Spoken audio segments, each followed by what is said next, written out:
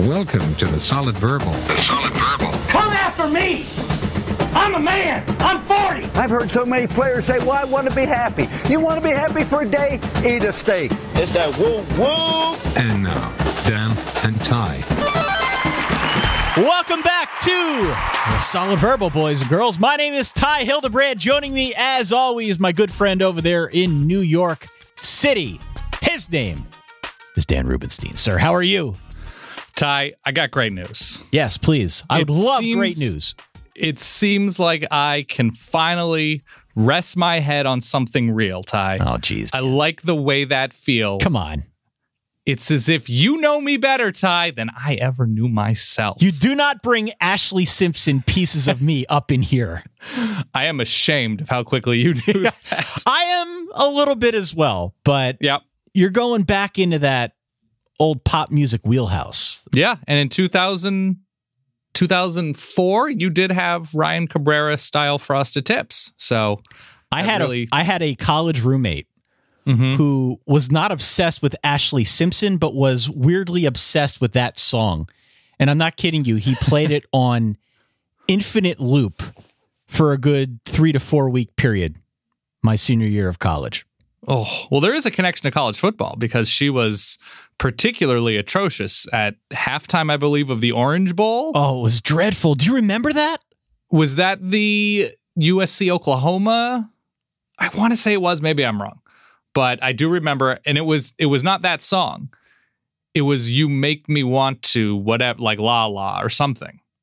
And it was very bad. Oh, man. We celebrate her entire catalog. How are you, man? You know, I'm pretty good, Ty. I'm pretty good. I'm excited for week 12. It is week 12. It's hard to believe it's week 12. I have a favor to ask of you, if you could. Please. I had a long day at the office. I've had many long days at the office as of late. I'm a little tired. I'm low on caffeine. I am going to give all I have over the next 45 minutes to an hour or so. You're going to give pieces of you? That's right. Can you do the same? Can you offer the same? Can you give me that guarantee? I can make that pledge, yes. On that note, we have breaking news! Boop, boop, boop, boop, boop. Are you joined by Scott Strickland, who is rumored to be in the Northeast, now in Easton, PA? Is he just checking in on the Lehigh campus? So here's what I want to do. Here's what I want to do. Mm-hmm.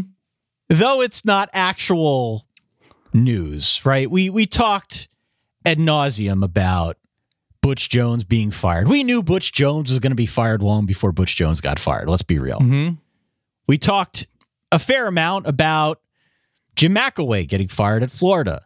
We've talked here and there about other rumors out and about in the world of college football. Suffice to say, it's going to be a very active coaching carousel this year. It's already pretty active. I think it's only going to get more active as some of these guys start moving around. We need to start our breaking news segment by doing a bit of a rumor roundup. What is out there, Dan? Where are the tail numbers taking us? Take me down that slippery slope of college football coaching rumors.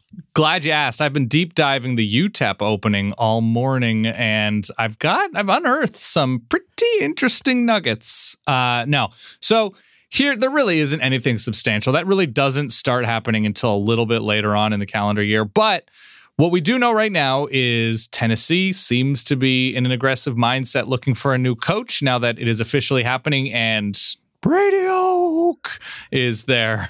That's very, you got better at that since Sunday. Thank you. I appreciate that. And he will be wearing a headset this upcoming weekend. I believe I saw that. Okay. There are rumors about Scott Strickland, the Florida athletic director, and his search for a new coach, whether it's traveling north and rumors thereof or looking closer to home, but that Florida will make a splashy hire, and Steve Spurrier has been rumored to like a certain candidate, and then Jeremy Foley, the former athletic director, likes another candidate. There's all sorts of rumors flying around. Steve Spurrier said, he's just there to help out whoever they hire, and he's behind Scott Strickland 100%. But there are rumors surrounding Florida and Chip Kelly and a possibility of that football marriage. That would be nice for you, especially, I would think, if you had Chip Kelly coaching rumors on your Fantasy Things roster. You would think so. Only one of the two of us had the foresight, the audacity to go there. I mean, and that would be me, Dan. That would be me.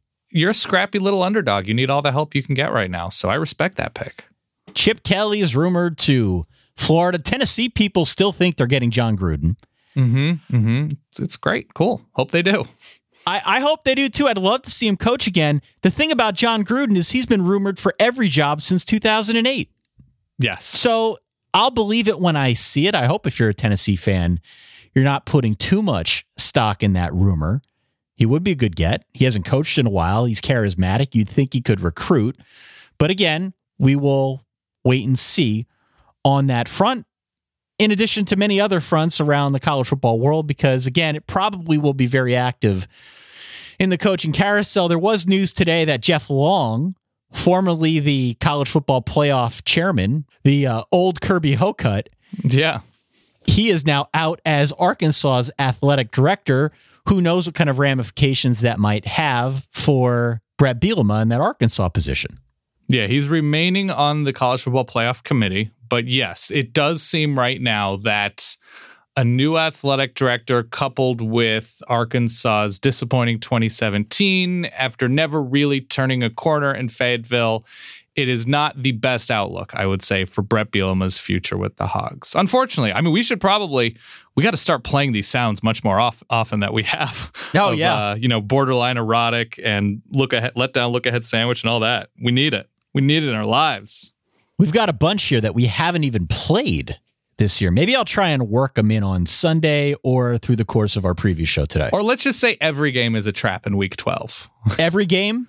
Every game is a trap just because I miss Admiral Akbar. What do you think of? I think, by the way, Jeff Long is getting a nice little golden parachute. I'm not sure exactly the reason. This is not the end of his contract. It's nothing about cause, but he is being let go. It does not appear to be a retirement or a transition. He is being let go. Downsizing. Okay. A lot of transactions, let's say, in the SEC moving forward. And finally, on the news front, we do have a new batch of college football playoff rankings that came out a little bit later than usual. They were preempted by the Duke-Michigan State basketball game. Here is your new top 10. I'm ready. Number 1, Alabama. Number 2, Clemson. Number 3, the U. Miami jumping all the way up 4 spots to number 3 after clobbering Notre Dame a week ago. Number 4, Oklahoma. They move up as well, 1 slot. Number 5, Wisconsin moving up 3. Number 6, Auburn moving up 4. Number 7, Georgia. Number 8, Notre Dame. Number 9, Ohio State. Number 10, Penn State. Again, Dan, as we've come to know, these rankings are quite fluid. They don't mean a whole lot still after week 11. They'll mean a lot more 2 or 3 weeks from now. In the interim, you look at these numbers, you look at these teams. Is there anything that surprises you at all? Miami behind Clemson is, I suppose, a bit surprising. That seems like it was put that way to be a talking point more than anything. I don't put a whole lot of stock in the supposed methodology of the committee because I'm not sure they do either. No. So far be it for anybody else to. So I right now, it seems to me that given what we know about both Clemson and Miami's opponents and common opponents, because as far as I can see, Miami is undefeated and has beaten the team that beat Clemson. Is my math correct? That is correct, yes. Okay, just making sure. And Kirby Hocutt, I think, told Stuart Mandel of The Athletic that, Clemson was without their starting quarterback for a good chunk of that game, and it was on the road. You just got to feel for Clemson. You just got to keep them there, So that emotion is mine only. That was great. Thank you. Thank you. You just gotta hand it to Clemson, surviving adversity. So yeah, I guess Miami should have had a game that without a starting quarterback or something. I don't know. Miami's had a backup running back for a few games running now. back, Mark Walton, done for the year. Travis Homer. Yeah. Yeah. So good for Miami for, scrappily staying in the top 25. given that situation. No, I would have Miami ahead of Clemson right now. I think that what they've accomplished is a little bit more impressive, but I understand that Clemson perhaps may play defense better than Miami plays defense or does anything. But no, the other thing about the Kelly Bryant quote, which I'm not going to put a whole lot of stock into, he is statistically maybe the most average quarterback in the country against FBS teams as a thrower. Obviously, his legs give the Clemson offense a different kind of dynamic, and he is very valuable and good, but purely as a thrower, it's not Oklahoma losing without Baker Mayfield. It's not Oklahoma State losing without Mason Rudolph. It's not USC losing without Sam Darnold. Kelly Bryant's perfectly fine first-year promising quarterback. So I think that was a little overblown. That's it. The one thing that jumps out to me, I don't necessarily have a problem with these rankings, but it jumps out at me that all of these teams have big games left. Yeah. They all have big games left. This could change so much between now and the end of the year. Alabama has Auburn. Clemson and Miami are going to play. Oklahoma has a big game in the Big 12 championship, presumably against TCU, right? Yes. Wisconsin has Michigan. If they get by Michigan undefeated, then they'll have Ohio State, again, presumably for a chance to win the Big Ten and go to the playoffs.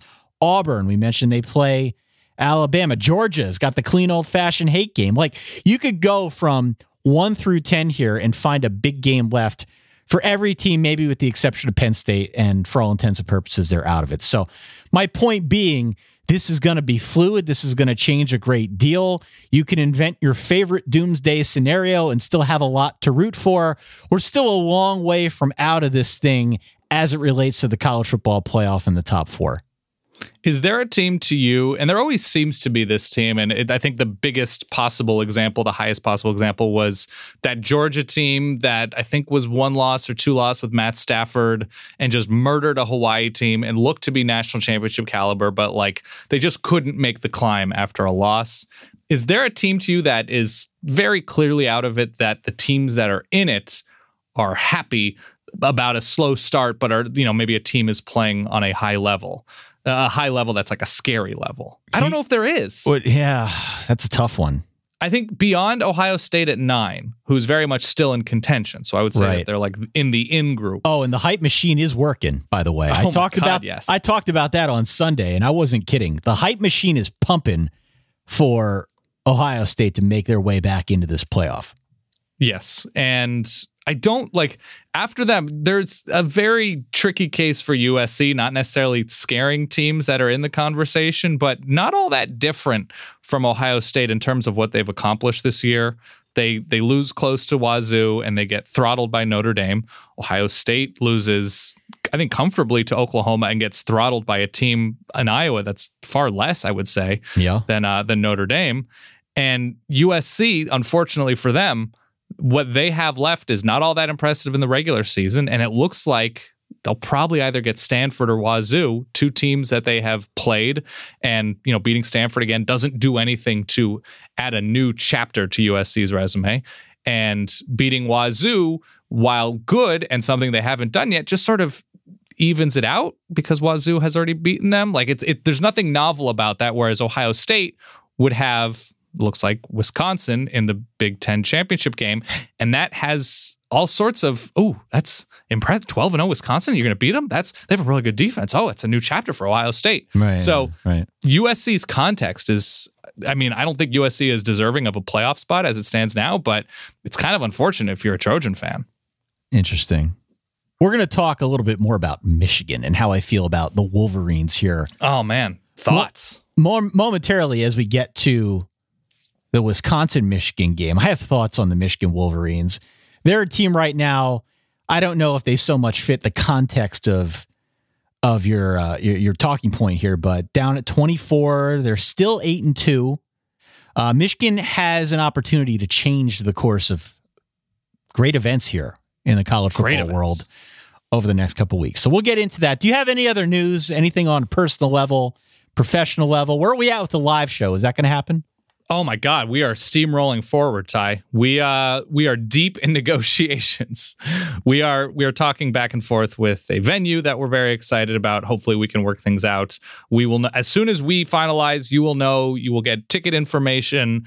We are planning all sorts of fun times with friends and hopefully even more than we've already thought of. So we will have that soon. Hope to have that. What, we're recording this on November 15th? Is that yeah, it's the 15th already. Wow. Yeah, we will have it within the next week or two.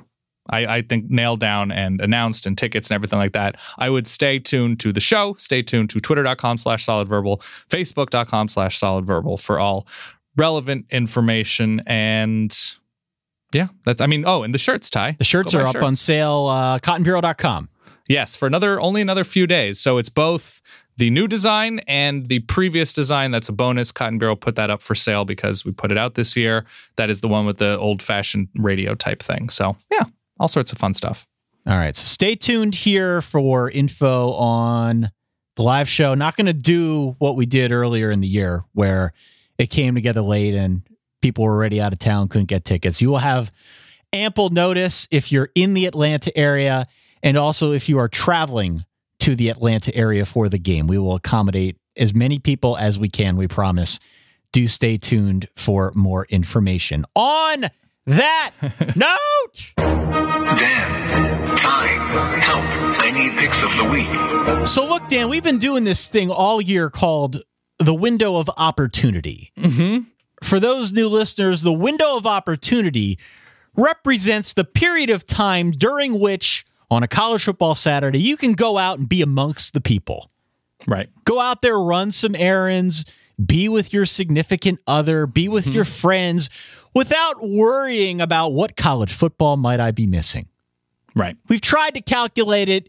It's not exactly been an exact scientific calculation week in and week out. It's more of an educated guess. We've been right more than we've been wrong. And this week, I got to say, you pretty much have all day. Unless you're really interested in Michigan, Wisconsin, you should be. You pretty much have all afternoon to just go see cats, go shopping for Christmas gifts, what have you. Literally anything you want to do is out there for the taking on Saturday afternoon. Yeah, there are definitely games that have entertainment factor, but and that you should pay attention to, and most of these games can be streamed on your phone if you're interested in just pure entertainment outside of what your own team is doing. But yeah, there are definitive windows.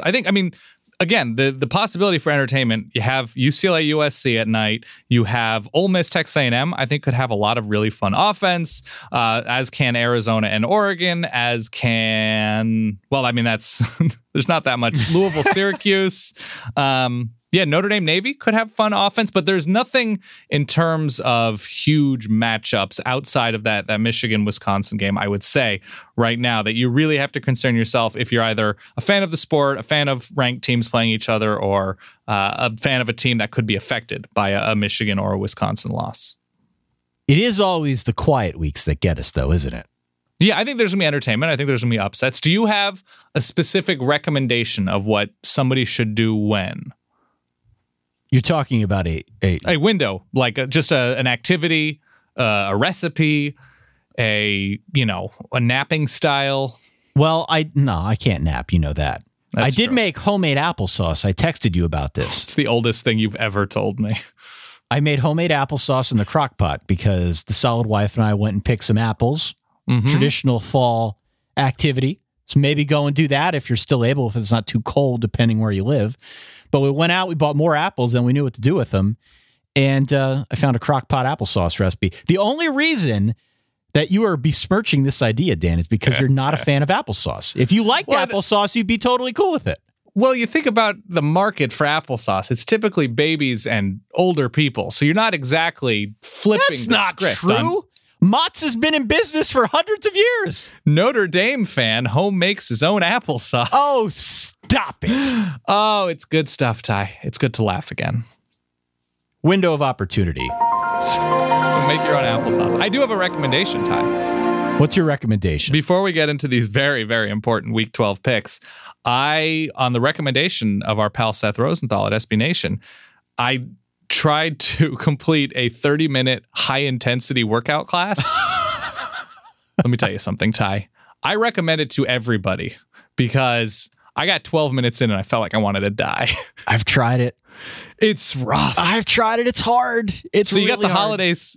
Everybody's gonna be consuming, cookies, pie, a lot of drinking, a lot of wine. I'm saying workout. So maybe it's not a high intensity workout of some kind, but go outside and go for it. Start sprinting. There's your high end. Just run, stretch, and just sprint a bunch. Come back inside and take a shower and watch football. For me to try a high intensity workout after months, weeks on end, sitting in this studio, recording a podcast, sitting downstairs on a couch, watching 5 games at once on a Saturday. Nah, not a good idea. Let me tell you something, Ty. I'm going to send you the link, and I want you to try it on Saturday. Okay. Okay. Okay.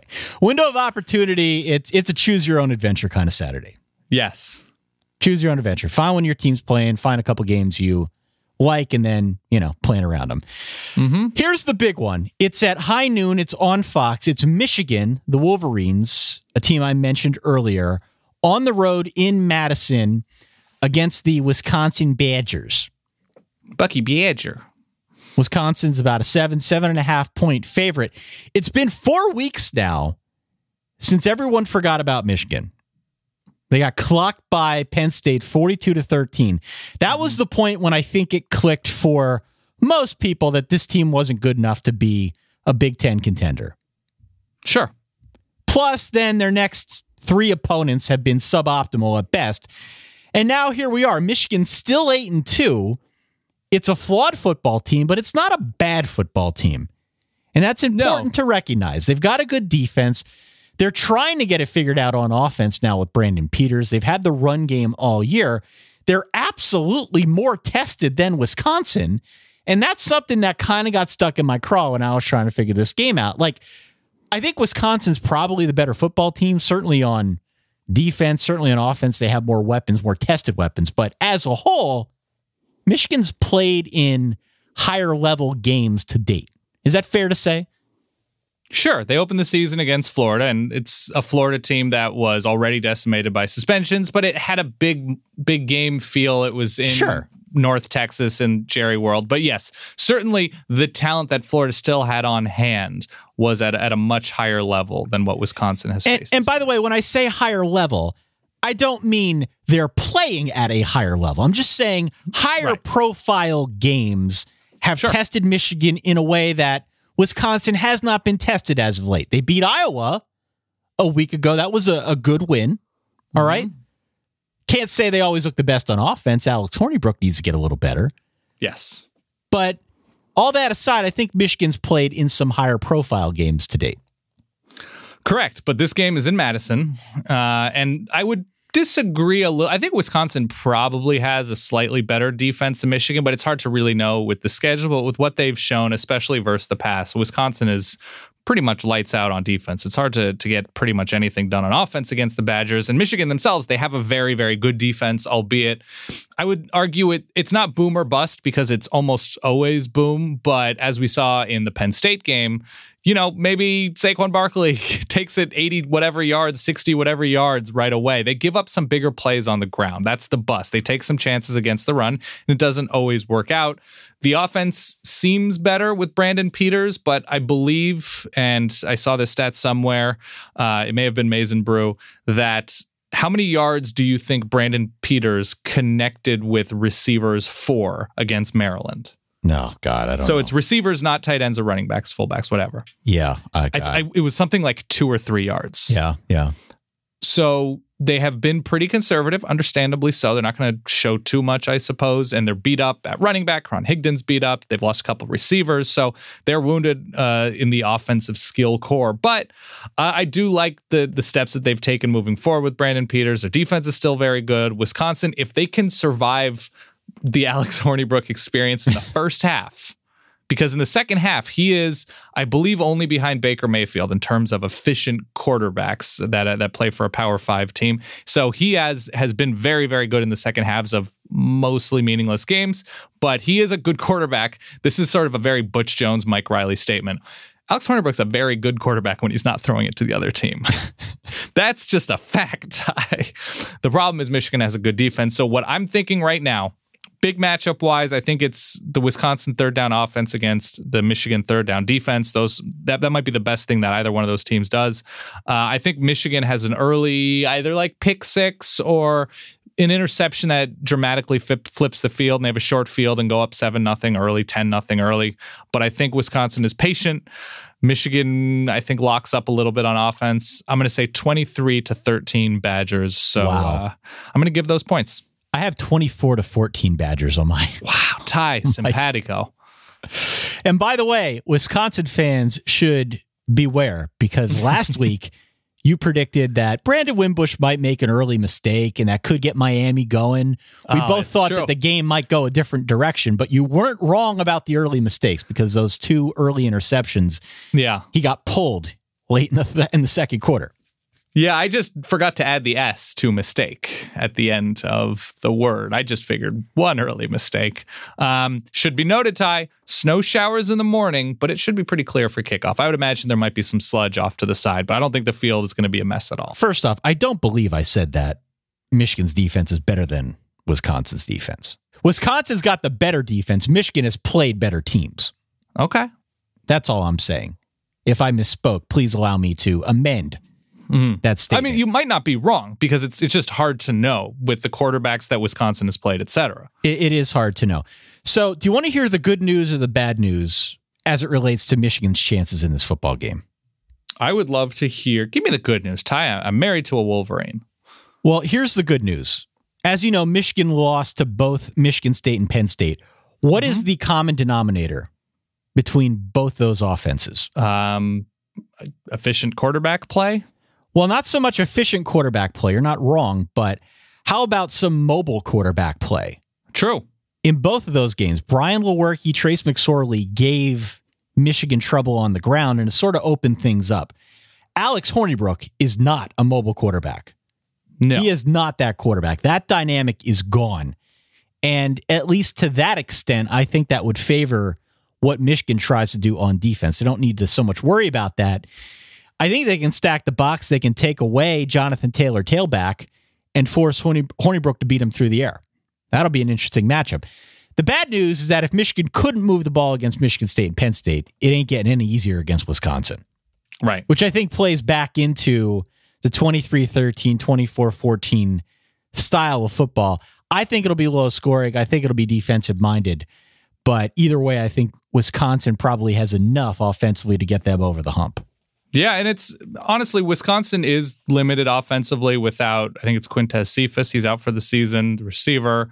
They've already, they lost Jack Sitchy, whatever, before the season started. They lost another key linebacker in the last couple of weeks. So Wisconsin's down at a couple of key places, and they just haven't played a team that's tested any of the sort of injury weakness. But Wisconsin's a pretty deep team, and I don't think Michigan is the type of team that can fully take advantage of any one of those maybe slight dips. Okay, so you're saying 23-13, I'm saying 24-14. Correct. We both like Wisconsin.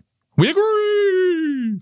Before we go on to a bunch of other games that we're going to put in air quotes and call entertaining, okay, I do need to tell you about my experience shaving with Harry's.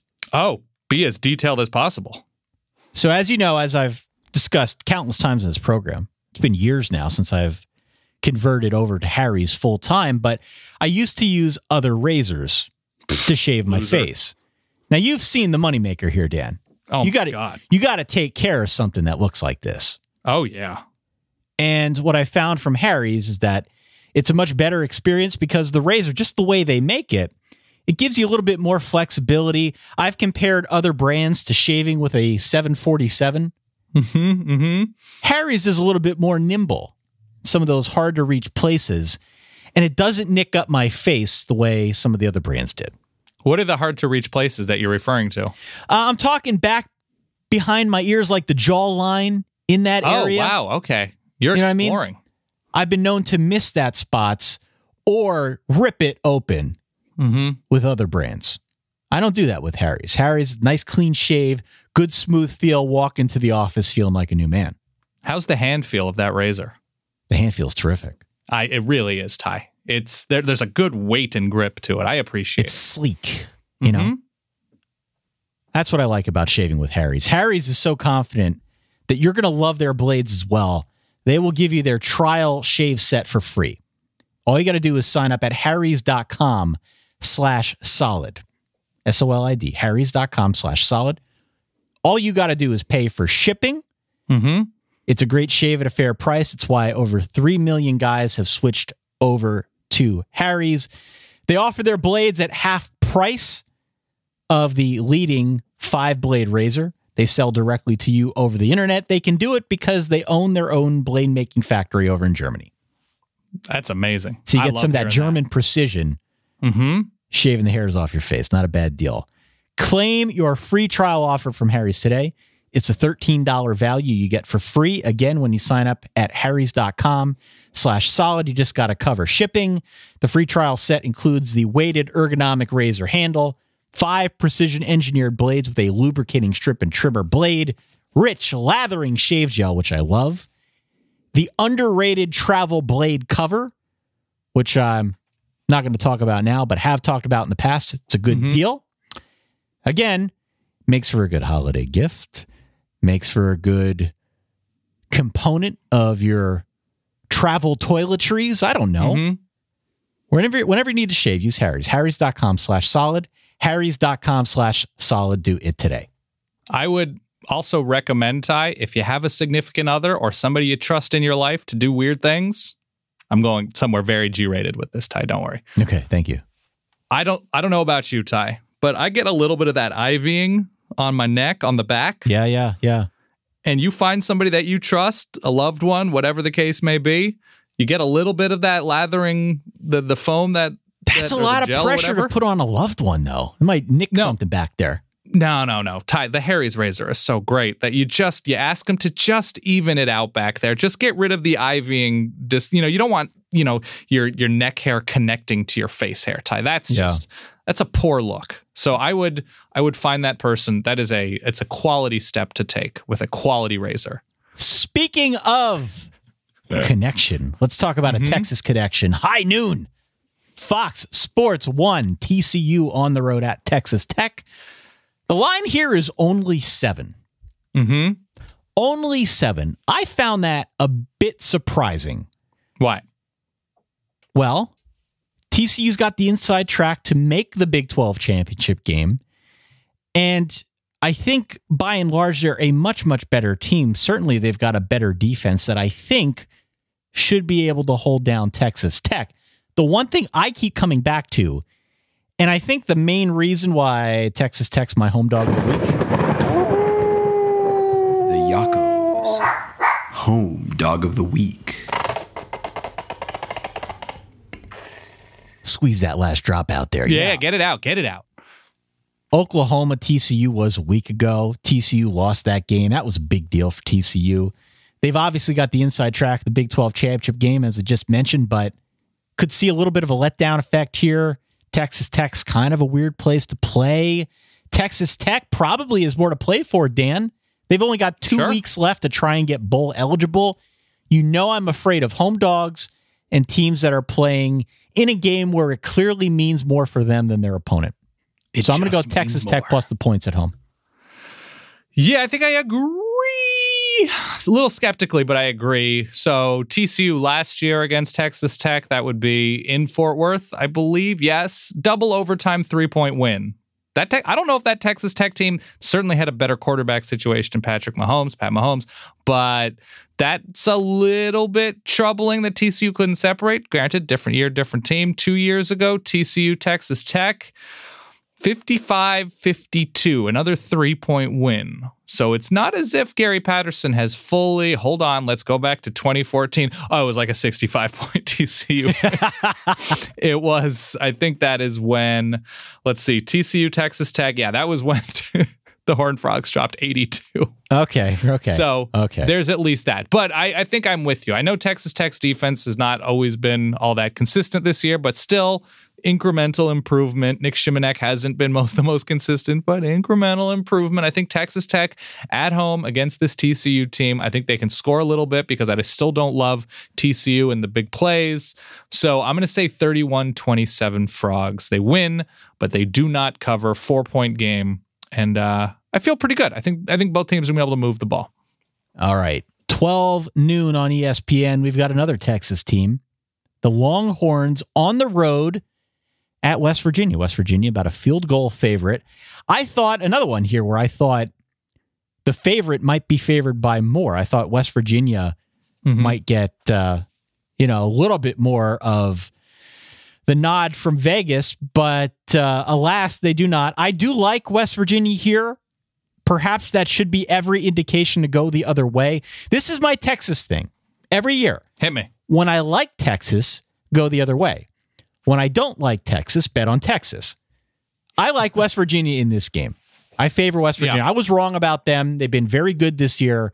If nothing else, it's exciting to root for Will Grier, Big Billy Grier, Wild Billy Grier, and David Sills as he tries to inch his way up in the history books, the record books of college football's great receivers. So I'm going to go West Virginia here. Be damned with the Longhorns. Yeah, West Virginia's offense, like we've mentioned the past couple of weeks, sort of comes to a screeching halt at halftime in terms of scoring anything. And Texas's offense is nothing I particularly love in a big game, or at least a medium-sized game, which this seems to be. And Texas is, I think, a particularly good defensive matchup for West Virginia, as Wild Billy Grier, or Billy Grier, whatever, he excels at the deep ball. He excels in the red zone. He is a good passer, or at least a very good passer, probably. And Texas plays the pass really well. I really like Texas secondary. I like their pass rush a whole bunch now that they've sort of rejiggered things up front. So it's a tricky matchup for West Virginia. I think I'm going to take the ears here because there is just something that I still don't fully trust about the Texas offense against a pretty good team. But there should be bigger plays. I'm just going to roll with the home team because if I'm taking a road dog, I want to see something excellent, or at least I want to see some semblance of balance. And I don't think I see that yet in Texas. So I'm going with Dub V. So we agree. Although I would, if I were a wagering type, I don't think I would bet this. No, God, no. You kidding me? Yeah. No. 3:30, CBS, Kentucky at Georgia. Georgia, 21 and a half point favorite here. Okay. Sometimes in college football, in sports, in life, you're cruising along, the places you'll go. And then, boom, your momentum is broken. Yes. Is that at all a factor here for the Georgia Bulldogs? Because that momentum was very clearly broken a week ago and they got drilled by Auburn on the road. Granted, Kentucky not the toughest conference opponent. Georgia's a 3-touchdown favorite. But is there a risk this week, maybe next week for Georgia, a trap effect? The momentum's been broken. Perhaps they're looking ahead to an SEC championship game where they can again stake their claim to maybe get back in this thing. Right. Is there any effect at all on the Georgia Dogs after what happened last week? If they were going on the road again, if they were going to Lexington, maybe.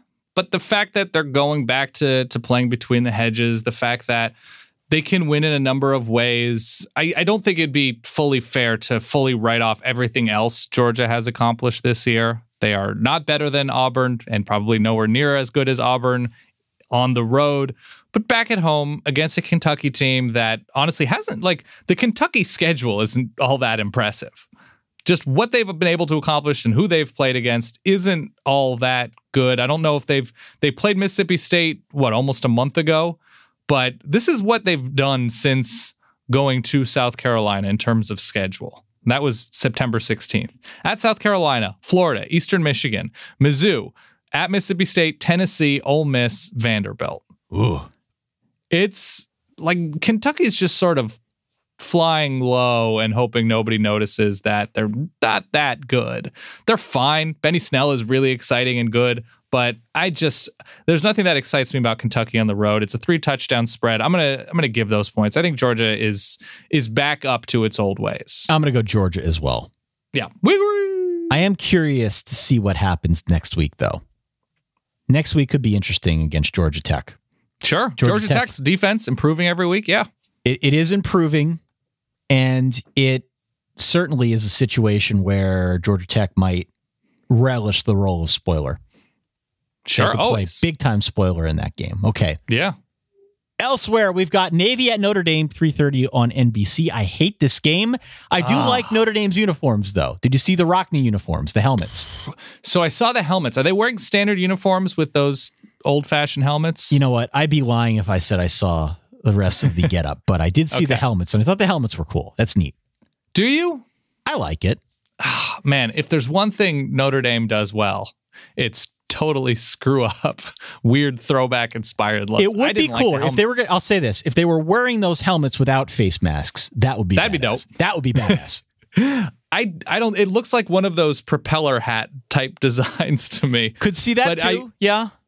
It's the old sort of look, the old leather helmet look. I get it, but I'm sure I'm in the minority here. It just didn't do it for me. As for this game, here's something interesting that I don't know if I fully realized because other things were going on during the Notre Dame-Miami game. Miami didn't sort of bulldoze Notre Dame's defense. Like, they had short fields, they took advantage of turnovers, they had 4 turnovers, and they played with a ton of emotion, and Notre Dame was completely outclassed. I think Miami only ran 65 plays.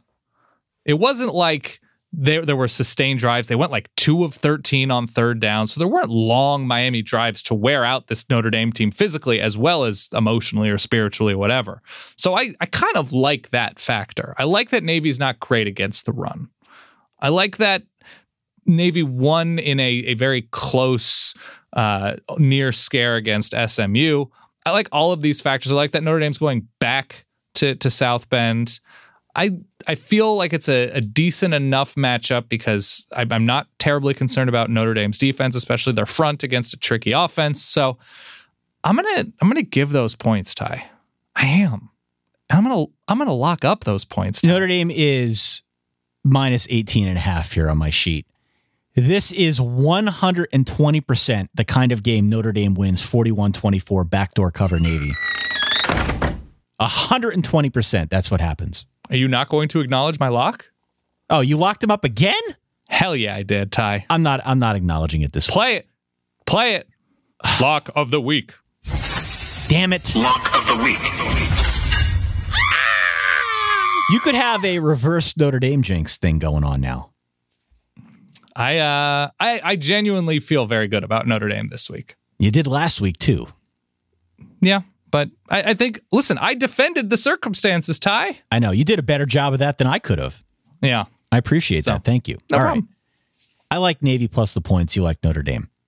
Correct. We disagree. 3:30 ESPN2, K-State on the road at Oklahoma State. Oklahoma State, about a 3-touchdown favorite here. I wanted to feel better about K-State this year. I really, truly did. I have no faith in that offense at this point, especially now going up against Oklahoma State, which, they might not be the best on defense all the time. Lord knows they gave up 62 points to their biggest rival. That's not a good look. But damn, if they can't outscore K-State by 35 points, I don't even know what college football is all about in 2017. So I am laying the lumber. I'm laying the points here. Give me Okie State. So since the TCU game, in which K-State scored 6 points, I know they've had quarterback injuries and whatever. I still like the duo of receivers that the Wildcats have. They scored 35 against Oklahoma, 30 in a win against Kansas, 42 in a win against Texas Tech, and last week in a losing effort, 23. So I don't think this offense is woeful. I really don't think that at all. So I think I feel a little bit better than you do. And here's the other thing that's intriguing to me, or at least this might only be to me. I understand that. Oklahoma State, if you take away the Baylor game, how many Big 12 games have they won by double digits? Or, excuse me, by 14 points or more. Sorry, a couple touchdowns or more. You're going to tell me.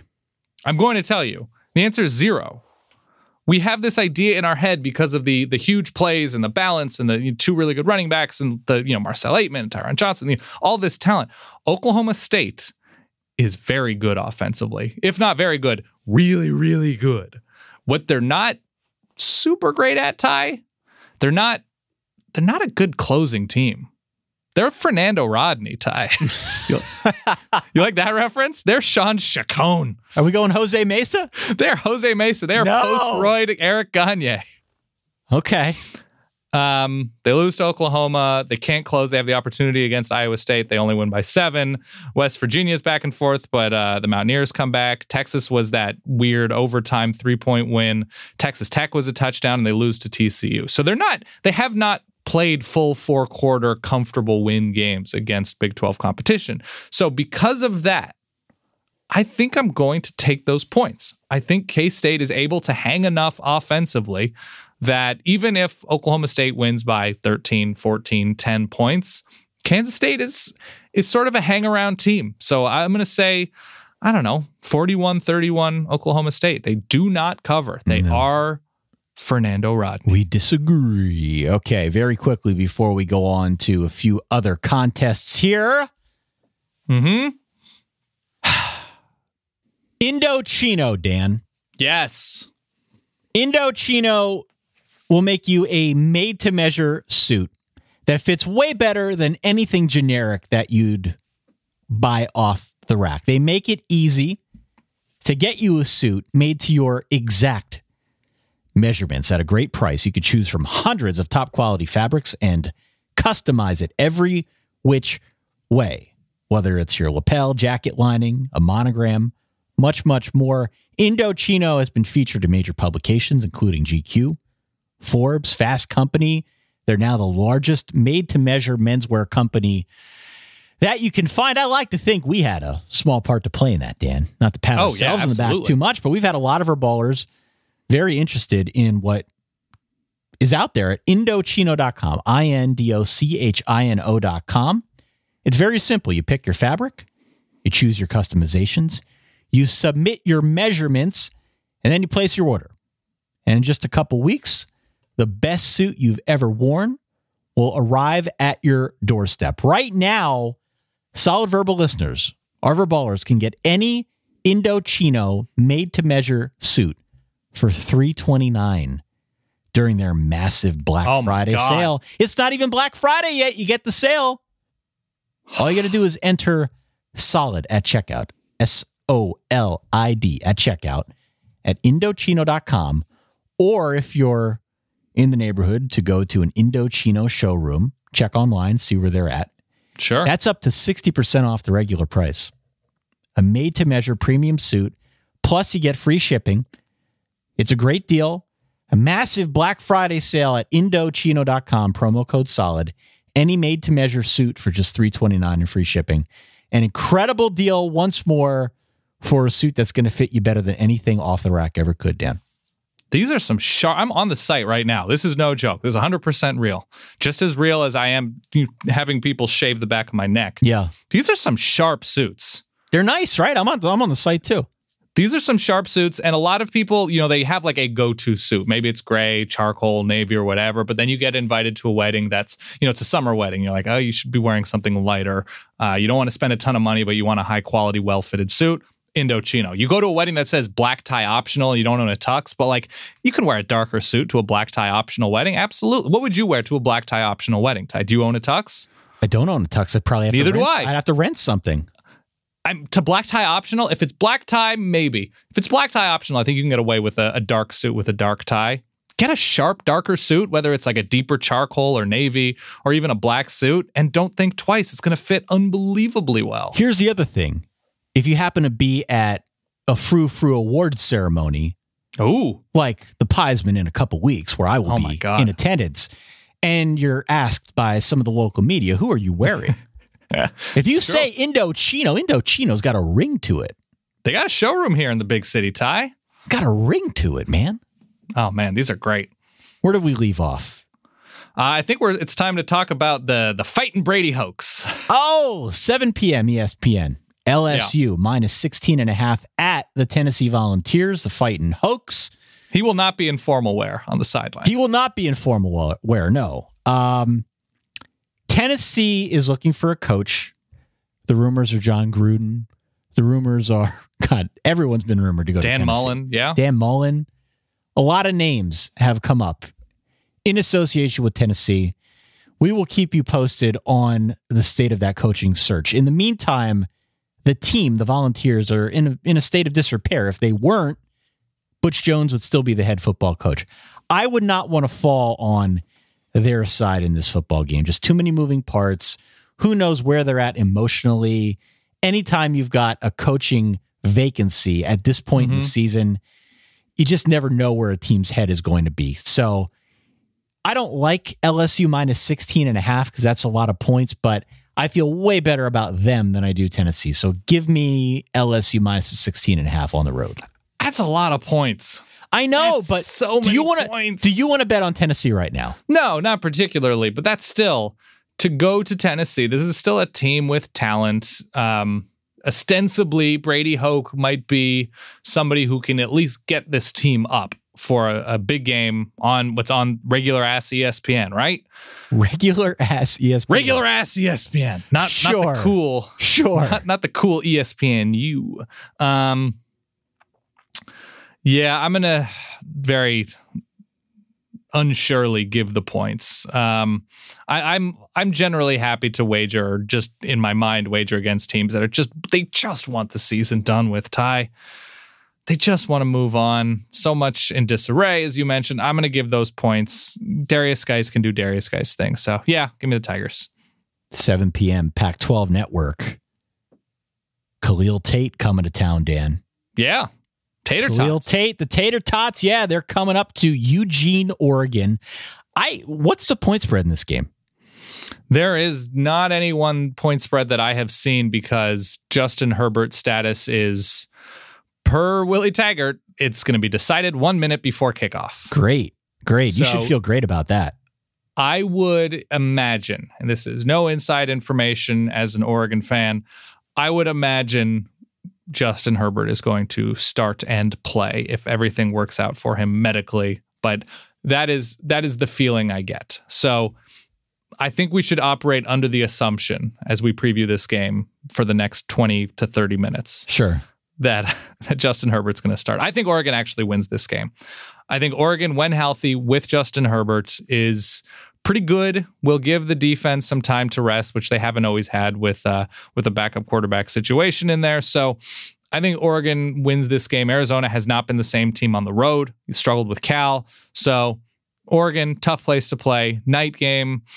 Let's call it, I guess, late afternoon in the West Coast. So I'm going to say Oregon wins this game 38-34. I'm going to go Oregon as well. If Justin Herbert plays, I think they're a much, much better team than Arizona. Oregon's actually been a pretty good story. And coming off a bye week as well. Coming off a bye week, their defense has shown some improvement. I think that's been one of the things you've talked a fair amount about this year, their defense and its progression under Willie Taggart. So I'll go Oregon. We don't have a point spread. I'll just take Oregon straight up. My other question, though, is how you're feeling about Willie Taggart's long-term prospects at Oregon. Oof. A, do you like what you've seen so far in 2017? Right. And B, it sounds like we know there's at least one opening in the great state of Florida. Who the hell knows what happens moving forward? Willie Taggart is always a guy who comes up whenever the great state of Florida, the Southeast as a whole, has some openings. How do you feel about his long-term prospects in the Pacific Northwest? I would be pretty surprised if he left after this season, be it for Florida if they whiff on a couple of their first choices, or Tennessee, or a job like that. I would imagine Florida State, if it becomes, we keep hearing rumors about Jimbo and Texas A&M, whatever happens, SEC jobs always seem more open than we imagine. So, if there's movement with somebody to the SEC, be it Willie or somebody else, then, another big school could open up down in that region. I would say Florida State is the main one. If that comes up, that would be the main one for Oregon fans to worry about, given his connections to the state, the recruiting that Florida State has done in Tampa, and his connection to Tampa, both with USF and the recruits he's brought to Oregon. And the fact that Florida State that's an excellent job that really only have to get by in terms of if you recruit really well and you have a good staff and you've got a quarterback with the head on his shoulders, you got to beat Clemson. But beyond that in the division, you should be able to not coast, but there should be some degree of comfort aside from an A-list, excellent, elite blue chip team in Clemson that just won the national championship. But yeah, in terms of paths, Florida State seems like the team to worry about. But beyond that, I feel good long-term about him in Oregon because of his ability to put together a staff, his ability to recruit. This year, without Justin Herbert there, it's kind of hard to diagnose what is and isn't good because it's put the defense in a precarious place. Offensively, they've done nothing. The only real tiny sample size thing was losing to Arizona State in the way that they did in a winnable game that they led late. That was disappointing. That shouldn't happen. That's even with it being a team in transition, that wasn't great. But beyond that, it's, A- job, I would say thus far. All right. 7 p.m. ESPN2, Texas A&M on the road at Ole Miss. Ole Miss is actually favored in this football game. It feels to me a bit like we're in the throes of a good old-fashioned limp to the finish for A&M. And I like A&M. I like A&M. It's not entirely their fault. They've played better teams down the stretch than like week 2, Nichols. Week 3, University of Louisiana Lafayette. Game 4, I should say, Arkansas, South Carolina. After that point, it got tougher. They played Alabama. They played Mississippi State. They lost a couple weeks ago to Auburn. Those are good teams that they've played. And I think it was only a matter of time before a team that, was still trying to figure itself out, a quarterback and elsewhere, only a matter of time before that normalized out. And we came to the point where we're at now. I am going to go Ole Miss here. Why? Because I have been pleasantly surprised by the way they've looked, the way they've stayed organized as a team, despite losing Shea Patterson, despite pretty much being without a coach, having some uncertainty there. And the Grove at night, I'm just going to go against the grain and go Ole Miss, even though they're favored. I really like Texas A&M's defensive line. I really like Jordan Ta'amu's probably not better than Shea Patterson, but he might be. He's really good, Ty. He's good, right? I really like, and it's a good offense. It's a good receiving core, especially AJ Brown. If you've watched any of Jordan Ta'amu these past 3 weeks and change, he throws a nice ball. I think he's a JC transfer from Hawaii, maybe, but he is really fun to watch, Ty. He moves around nicely. He throws a very catchable ball, throws a very nice deep ball. I like him a lot. And if Ole Miss can protect him against a very, very good defensive line from Texas A&M, and Ole Miss I don't think is built in the way that you would want to be built to beat Texas A&M, you should be able to run on the Aggies, especially on the road. We saw Mississippi State do it a couple weeks ago, not on the road, but I'm going to take Ole Miss here. A good quarterback at home. It feels a little bit shootout-y, still with some up in the air quotient about Texas A&M's offense and quarterback. I'm going to go with Ole Miss here. How about that? Hotty toddy. We agree. We agree. 2 more quick ones here. 7:30 ESPNU. We've got NC State on the road at Wake Forest. Wake Forest about a 1-point favorite here. I am all in. All in on Wake, Dan. Give me the Wolford wagon. It's going to keep rolling here. Hell yeah. I agree. I think the Wolford wagon is really, really good. And maybe a top 7 quarterback in the country. That's what you said a week ago. I'm still sticking by it. I like him. I'm a fan. I'm going to, NC State sneaks by a pretty good BC team last week. They go on the road. The Hornets' nest that is Winston-Salem. Oh, sure. Yeah, give me the points.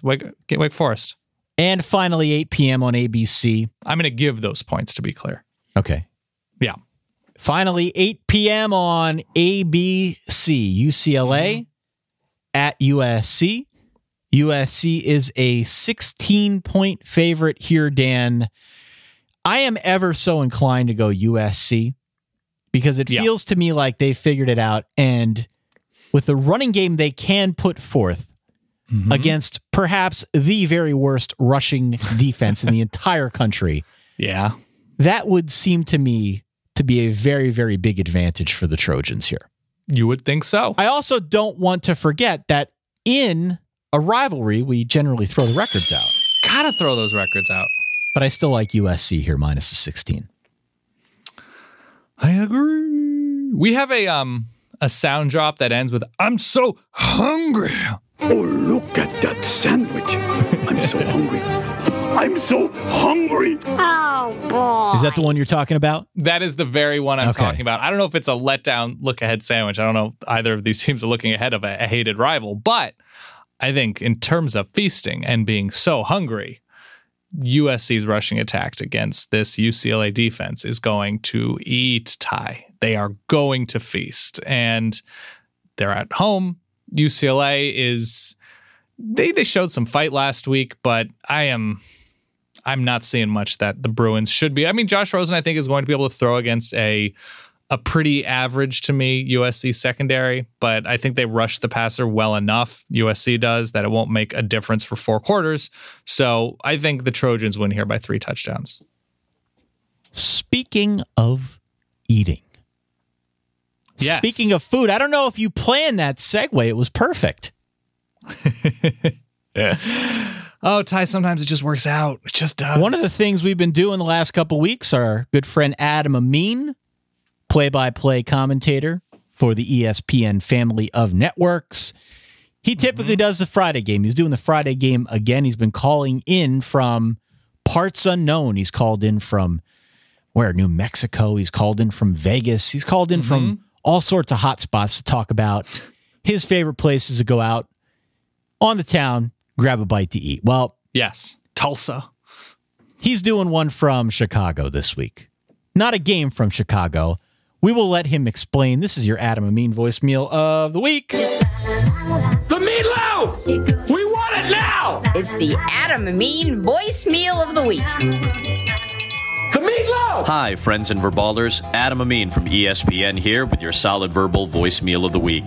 And since we're returning to the land of enchantment on Friday, Albuquerque, New Mexico, we don't need to rehash our prior trip there. Besides, my handy guide of delicious meth recipes is still available on Amazon for $39.99. So instead, I'd like to share with you the definitive list of Adam Amin's favorite Chicago food experiences. And yes, I just used the third person. And yes, I hate myself a lot right now too. Deep dish pizza. There's a trio of places that have become very popular. Gino's East, great crust. Giordano's, excellent sauce. Lou Malnati's, my favorite personal overall product. Also Pequod's, they have the caramelized crust, kind of its own thing, but very, very good.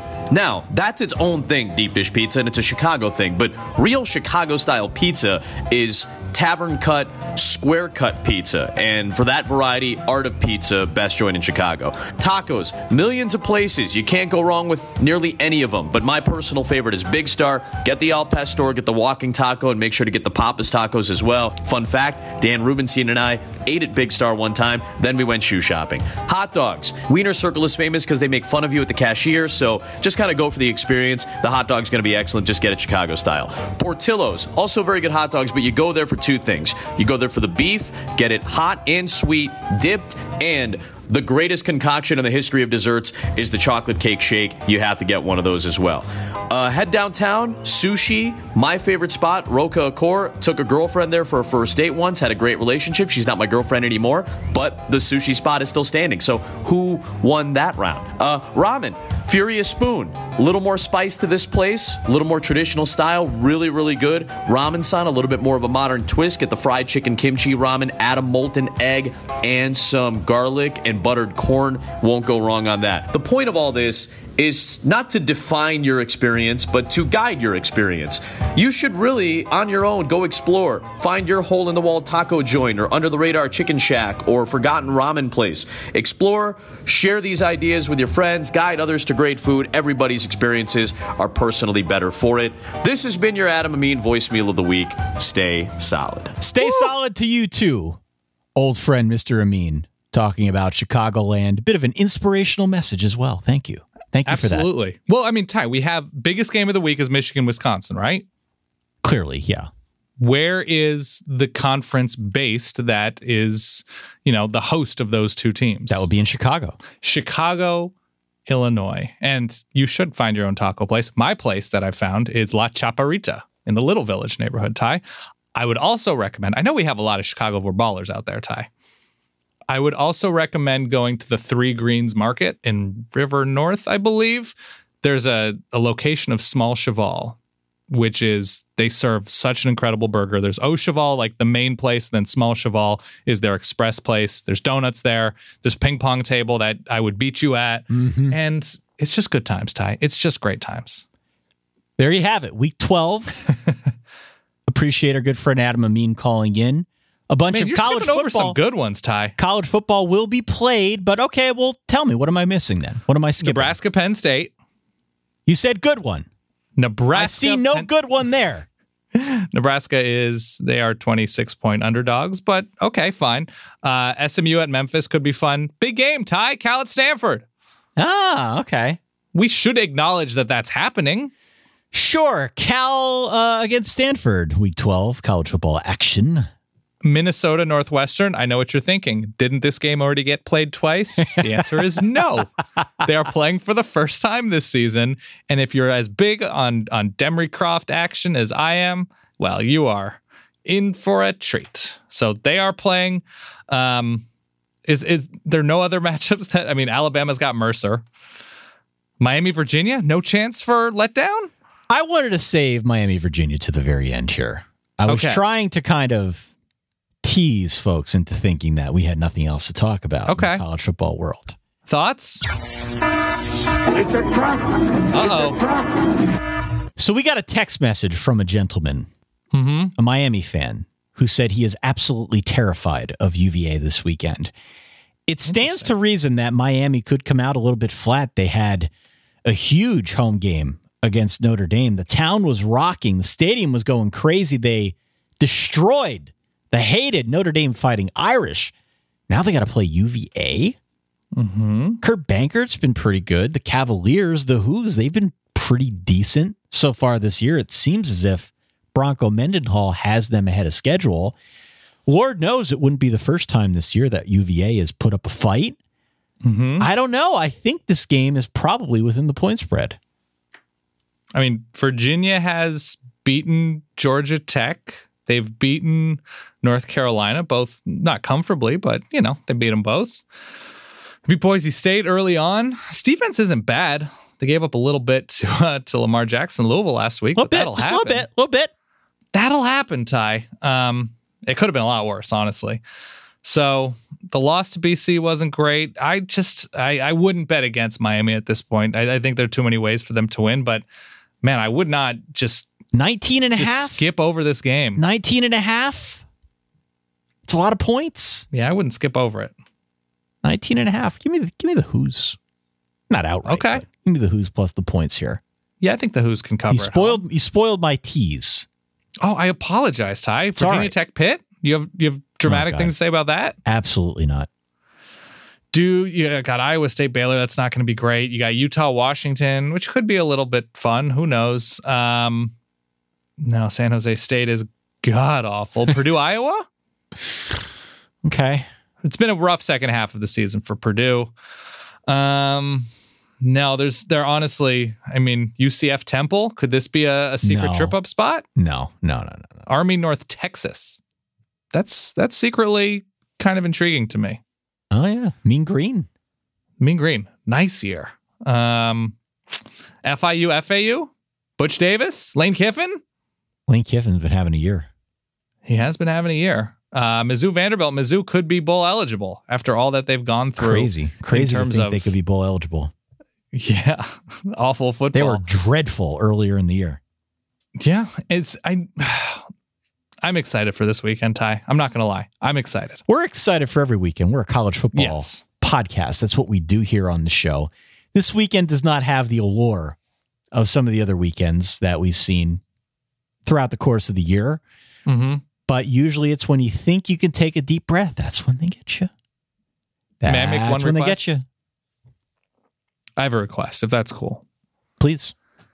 Will you drop that lathering, engulfing, puffing, driving, drum and five?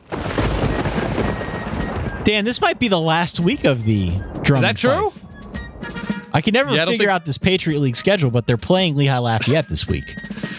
Lehigh Lafayette is this week, and from the looks of the records, it's not looking fantastic as for an FCS playoff entrant. No. Pat League. It's not looking great. So Lehigh Lafayette is the headliner, 12:30. They're playing this at the Tokyo Dome. No, they're playing this in Bethlehem. They moved it back. Goodman Stadium, yeah. Goodman Stadium, which has a giant brick wall, right? Yeah, it's cool. It's pretty cool. Lehigh, 77.5-point favorites. Yeah, huge. Lehigh Lafayette, what do you got to do in rivalry games, Ty? You got to throw out the records. Whoops, that's the wrong sound. You got to throw out the records. There it is. I'm going with the Yetis, Ty. I roll so deep with Lafayette. All right, I'm going to go Lehigh. I got to go Lehigh. I'm morally, beholden? Sure, to go Lehigh here. Lehigh at 4-6. Not a banner year, but got to go Mountain Hawks. I will point out, in the Pat League, Lafayette's 3-2, Lehigh's 4-1. So this is not a crazy game. Okay. The Nellies of Bucknell taking on Fordham right here in the Bronx, Ty. They're going to be yelling about this game on Arthur Avenue. I had read that they were going to move this game to NRG Stadium in Houston. They moved it on back. Okay. There was an uproar in the streets. I'm going to go with Fordham here. I got to go Fordham as well. I'm never a Nelly fan. You know that. I do know that. Colgate traveling to where? Multi-Sport Field! The Hornets' Nest. That is Multi-Sport Field. Georgetown, of course, still looking for their first Pat League win, whereas Colgate checks in at 4-1 in Pat League play. Do you think the Gators are ripe for an upset? No. Georgetown's awful this year. I don't care if they're at Multi-Sport Field or elsewhere. I got to go Colgate. Okay. All right. I'm going to go Georgetown, Ty. I am going to believe. How about that? And I believe this is the last week of the Pat League season, unfortunately. I don't know if the person, whoever it was on our Reddit subreddit, which, by the way, you should check out, who was compiling my sexy descriptors, is still doing it and has done it all season long. But I think it's been a banner year. Ty. You've had a good year. A good year of adjectives. Yeah, I'm feeling that. I still feel like a noodle from that 30-minute high intensity. When did you do it? I did it at like 8:30 this morning. Oh, forget that. 8:15. Forget that. You ever do burpees in your own living room? Mm-hmm. It's not great. No. I'm going to keep doing it. I'm going to keep at it, Ty. All right. I got to power this core for our eventual ping pong rematch. You'll be I'm not going to lose because of a weak core. We are going to play the ping pong game, by the way. Details to follow. We'll find a bar, some sort of venue. Yeah. All right. Well, thank you to everyone out there for downloading, for listening, for sharing, for liking, for rating, reviewing. Mm-hmm. All that stuff helps us here to get the word out about the Solid Verbal. As Dan mentioned earlier, if you go on out to cottonbureau.com or if you go to our Facebook page or Twitter account, we've been posting links to the locations where you can find 2 Solid Verbal shirts that are now for sale, but only for a limited time. They go off sale on November 21st. That's 2 days before Thanksgiving. If you are interested in buying a shirt, now is the time. Going out to cottonbureau.com. You can find it via search. You can find it via any of our social platforms. We'll post it on the website as well. Go on out there, buy a shirt. Don't forget, if you are in the Atlanta area, or if your team could be in the Atlanta area, and by proxy, you traveling to the Atlanta area, we will be doing a live show. We are in the final phases of locking up where exactly in Atlanta that show will be held. We've got a fun evening planned. So if you're interested, put up the radar. Stay tuned. More information to follow very shortly about the whens and wheres in the house. Hint, hint, Notre Dame fans traveling. Hint. How dare you? That's all I got, Ty. For that guy over there, my good friend Dan Rubenstein. For myself, Ty Hildenbrandt. Thanks again for downloading, for listening, for playing along with us here on the Solid Verbal. We'll catch you all on Sunday. In the meantime, enjoy your week, enjoy your weekend, and stay solid. Peace.